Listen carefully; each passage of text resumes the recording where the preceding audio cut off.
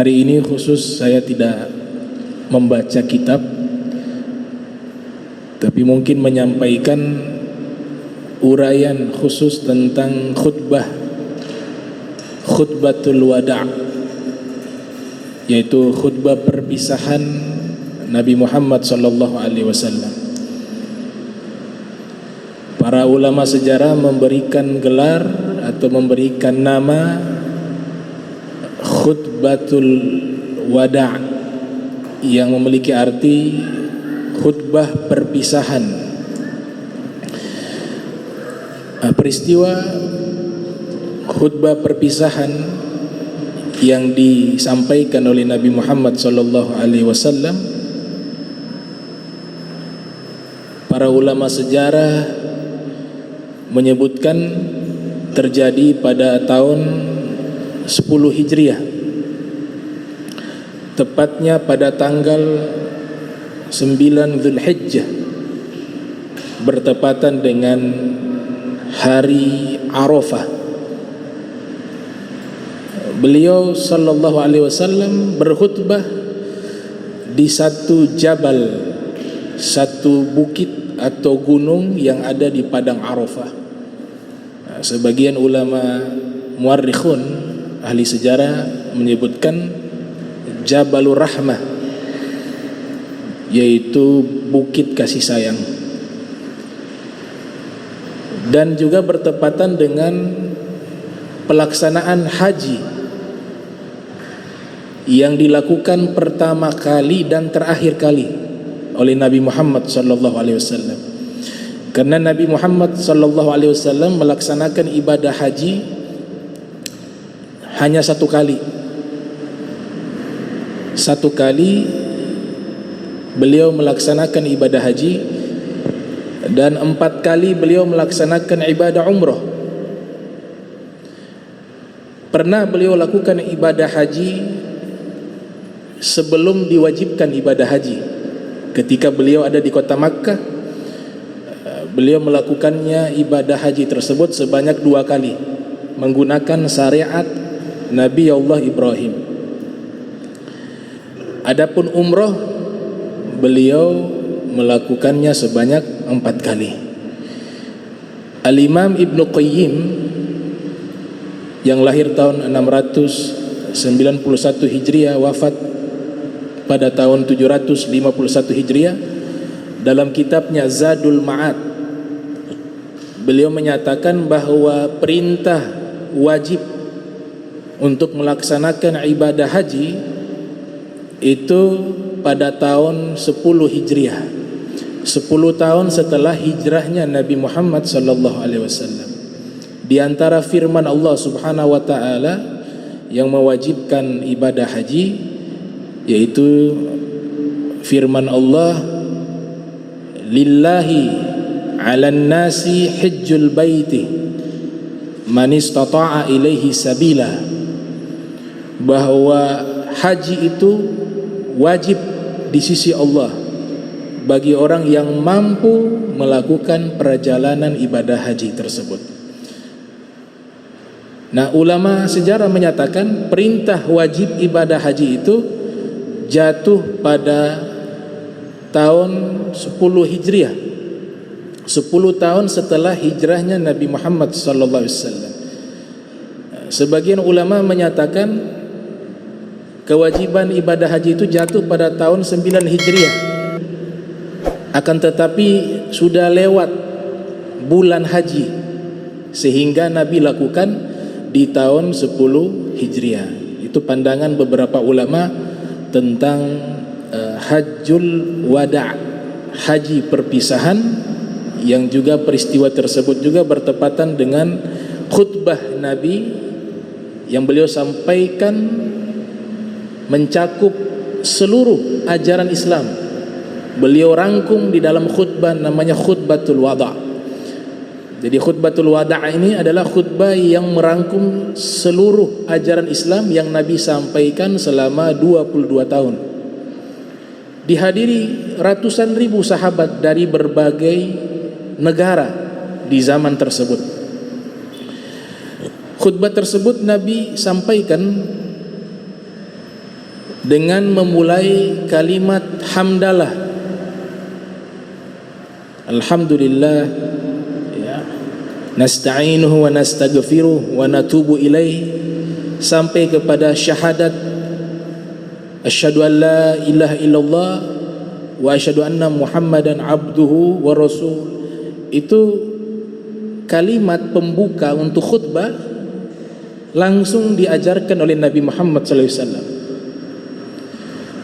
Kemudian setelah Nabi sampaikan ucapan alhamdulillah, kemudian Nabi sudah menyatakan syahadatain di hadapan para sahabat, Nabi melanjutkan dengan wasiatut taqwa. Nabi memberikan wasiat ketakwaan.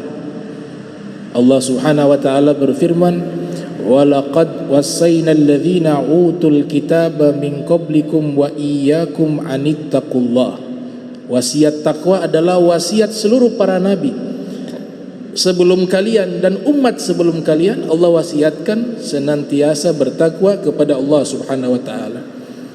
Dalam hadis riwayat Imam Tirmidzi yang lahir tahun 209 Hijriah, wafat 279 Hijriah, Rasul sallallahu alaihi wasallam bersabda, "Ittaqillaha haitsu ma kunta wa atba'is sayyi'atal hasanata tamhuha wa khaliqin nasa bi khuluqin hasanin."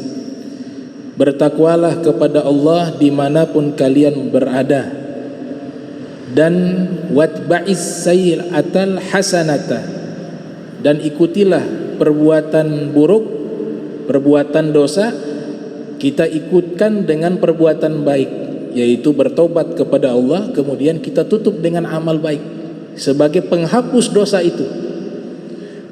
Wa khaliqin nasa bi khuluqin hasanin, dan bergaullah dengan manusia dengan menggunakan akhlak yang baik. Al-Imam Ali bin Abi Thalib menjelaskan makna takwa. Takwa adalah al-khawfu minal jalil wal amalu bitanzil wal qana'atu bil qalil wal isti'dadu li yaumir rahil. Takwa artinya takut kepada Allah, mengamalkan seluruh perintah Allah yang Allah firmankan di dalam Al-Quran dan disampaikan oleh Nabi Muhammad SAW, dan merasa bersyukur dengan nikmat yang Allah berikan kepada kita walaupun sedikit, dan senantiasa mempersiapkan diri sebelum datangnya kematian. Itulah takwa, kata Al-Imam Ali bin Abi Thalib karramallahu wajhah. Para ulama menyampaikan, fattaqwa wasiyatun lil awwalin walil akhirin. Takwa itu adalah wasiat bagi orang-orang terdahulu dan orang-orang yang akan datang. Syiarul mu'minin wa ditharul muttaqin, simbol kebesaran orang beriman dan selimutnya orang-orang bertakwa, itulah ketakwaan. Setelah Nabi sampaikan wasiat takwa, Nabi menyebutkan kalimat amma ba'du, yang artinya masuk kepada topik pembahasan, masuk kepada isi khutbah. Amma ba'du, Nabi memulai dengan kata harfun nida, kalimat seruan, kalimat memanggil, ayyuhan nas, wahai segenap manusia. Nabi tidak menyebutkan ayyuhal muslimun, Nabi tidak menyebutkan wahai orang-orang Islam, padahal yang hadir semuanya muslim pada waktu itu, karena sedang melaksanakan ibadah haji. Nabi tidak memanggil ayyuhal mu'minun, wahai segenap orang-orang beriman. Maknanya bahwa wasiat yang akan disampaikan oleh Nabi itu adalah kebaikan yang sifatnya universal, kebaikan yang sifatnya luas, mencakup perbuatan baik kepada seluruh manusia. Dan memang Nabi Muhammad SAW Allah utus kepada seluruh manusia, berbeda dengan nabi-nabi terdahulu. Nabi-nabi terdahulu sebelum Nabi Muhammad, mereka diutus kepada kaumnya, kepada bangsanya, kepada sukunya. Tapi kalau Nabi kita Muhammad sallallahu alaihi wasallam, Allah utus kepada seluruh manusia. Wa ma arsalnaka illa kafatan linnas. Tidaklah kami mengutusmu terkecuali diutus kepada seluruh manusia. Bahkan Al-Imam As-Subki mengatakan Nabi diutus juga kepada bangsa jin, bukan hanya manusia, kepada bangsa jin, bahkan malaikat.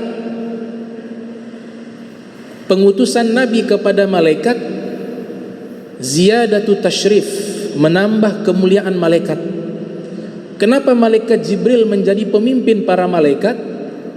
Karena malaikat Jibril adalah malaikat yang paling banyak berinteraksi dengan Nabi Muhammad, yang mendapatkan tugas khusus membawa wahyu kepada Nabi Muhammad.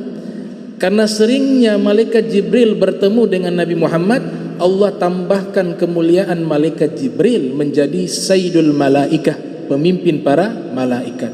Itu hakikatnya seperti itu. Karena sebelum Allah ciptakan segala sesuatu, Allah sudah tahu tugasnya sesuatu, tugasnya makhluk, perbuatannya makhluk, Allah sudah tahu. Maka diberikan gelar Sayyidul Malaikah, pemimpin malaikat adalah malaikat Jibril. Karena malaikat Jibril kelak akan diberikan tugas yang paling mulia, yaitu membawa wahyu dan disampaikan kepada sebaik-baiknya makhluk, yaitu Nabi Muhammad sallallahu alaihi wasallam. Maka umat Nabi ada dua, ada umat dakwah, ada umat ijabah.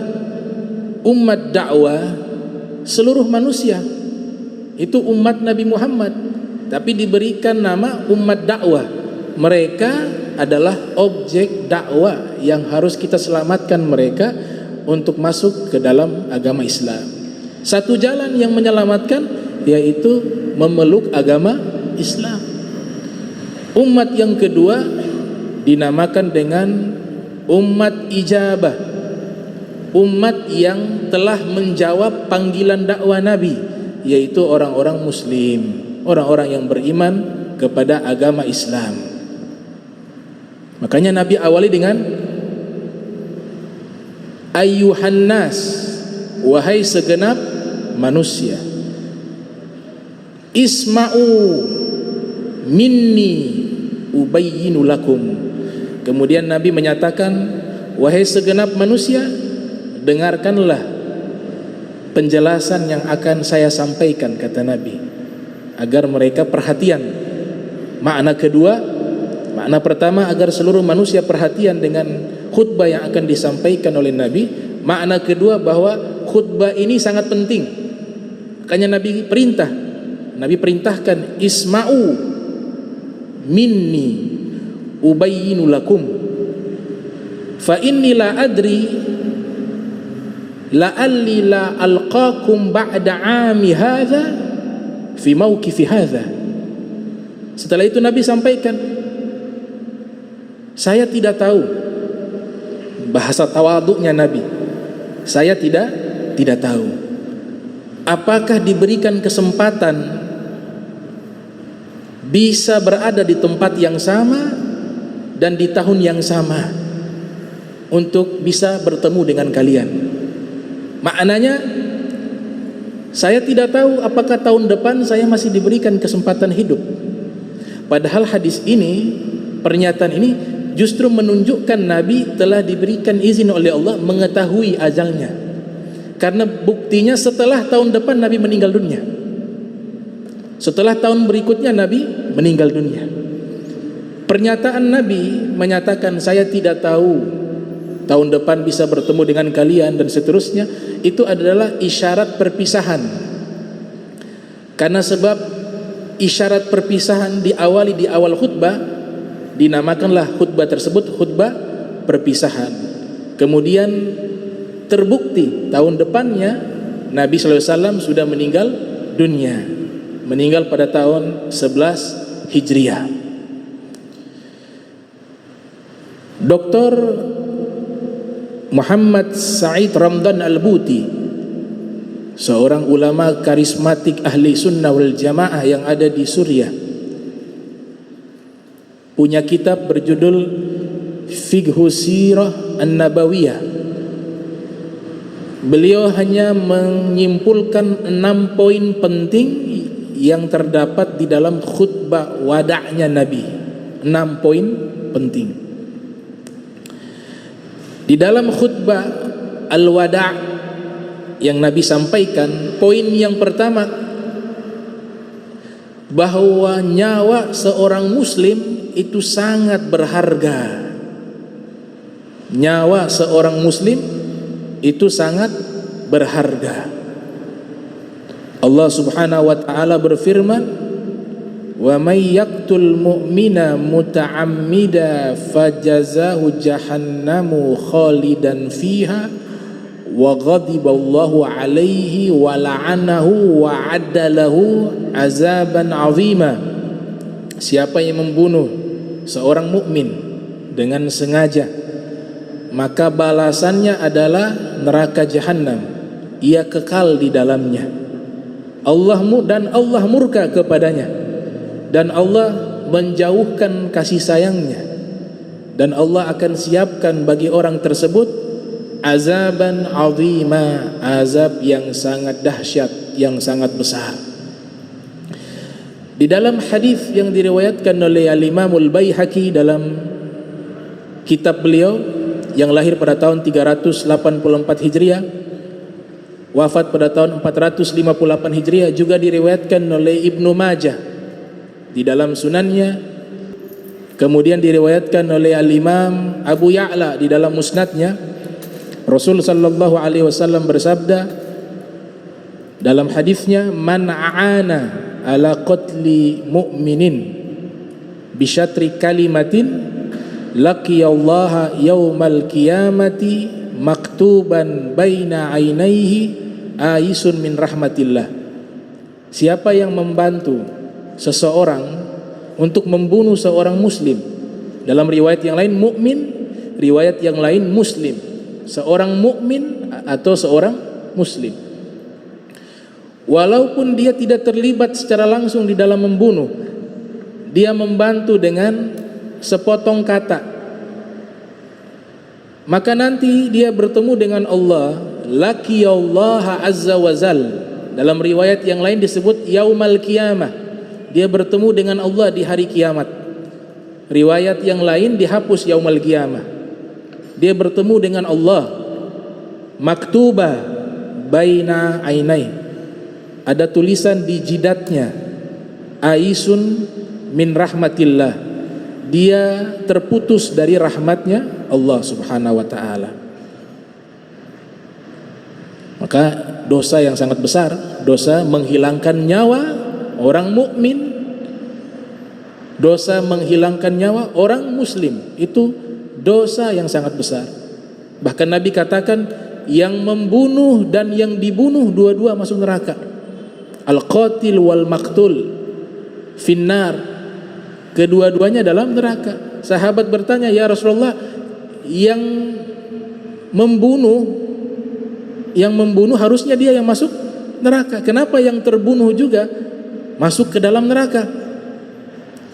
Nabi katakan, karena yang terbunuh juga ada niat membunuh, hanya saja dia kalah di dalam duel tersebut. Ini konteksnya bertengkar, berkelahi, tawuran, dua-duanya neraka, mati konyol. Bahkan membunuh juga dilarang kepada orang non-muslim yang tidak memerangi orang Islam. Dalam hadis yang diriwayatkan oleh Al-Imam Al-Bukhari, yang lahir tahun 194 Hijriah, wafat 256 Hijriah, Rasul sallallahu alaihi wasallam bersabda, man qatala mu'ahadah lam yarih raihatal jannati wa inna rihaha tujadu min masirati arba'ina ammah. Siapa yang membunuh orang non muslim yang sudah melakukan perjanjian damai dengannya, dan tidak memeranginya, maka dia tidak akan mencium bau surga, kata Nabi. Padahal bau surga itu dapat dicium perjalanan 40 tahun. Jadi luar biasa wasiat Nabi di dalam khutbah al-wada'. Di dalam kitab Subulus Salam, karya al-Imam As-Sun'ani mengatakan, bahkan syariat Islam melarang membunuh hewan-hewan yang tidak bersalah, yang tidak mengganggunya, itu dilarang dibunuh.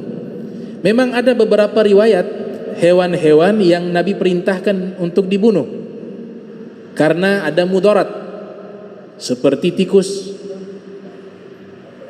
seperti ular, seperti kalajengking, seperti burung elang, seperti anjing gila, anjing rabies.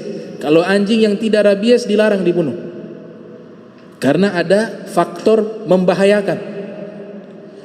Tapi selain daripada itu juga ada larangan membunuh semut, membunuh lebah, membunuh burung hudhud, dan seterusnya dan seterusnya. Para ulama mengatakan adapun masalah serangga itu boleh dibunuh, tapi dibunuhnya tidak membabi buta. Di zaman dahulu ada seorang nabi sedang duduk berzikir, diceritakan dalam kitab Subulus Salam. Di tengah-tengah ia berzikir, ada semut yang menggigitnya karena dia duduk di bawah pohon. Semut yang menggigitnya itu dia bunuh. Kemudian sarang semut yang di dalamnya banyak semut juga dibakar. Ini seorang nabi juga dibakar. Ketika sudah selesai dibakar, Allah wahyukan kepada nabi tersebut dan Allah menegur. Jadi bukan berarti di sini seorang nabi melakukan dosa, tidak. Mereka tidak melakukan dosa, ma'asum. Tapi ada pelajaran di dalam peristiwa tersebut. Allah menegur. Dua hal yang Allah tegur. Yang pertama, tidak boleh mengazab makhluk Allah menggunakan api. Jadi kita membunuh tidak boleh menggunakan api kepada serangga-serangga yang mengganggu atau hewan-hewan atau manusia. Yang kedua, Allah menegur nabi tersebut, yang menyakitimu kan hanya seekor. Lantas kenapa yang tidak bersalah engkau bunuh juga? Semut-semut yang tidak bersalah engkau bunuh juga. Allah tegur. Jadi Islam mengajarkan seperti itu, melarang melakukan kezoliman. Bab tadi sebenarnya kalau orang awam masuknya zolim. Yang mengganggu dua ekor, sarang-sarangnya kita bakar, seluruhnya kita bunuh. Walaupun ada khilaf di kalangan para fuqaha tentang masalah membunuh serangga, membunuh semut, membunuh lebah, ini ada khilaf. Kalau sudah mengganggu boleh dihilangkan, tapi dengan catatan tidak boleh menggunakan api.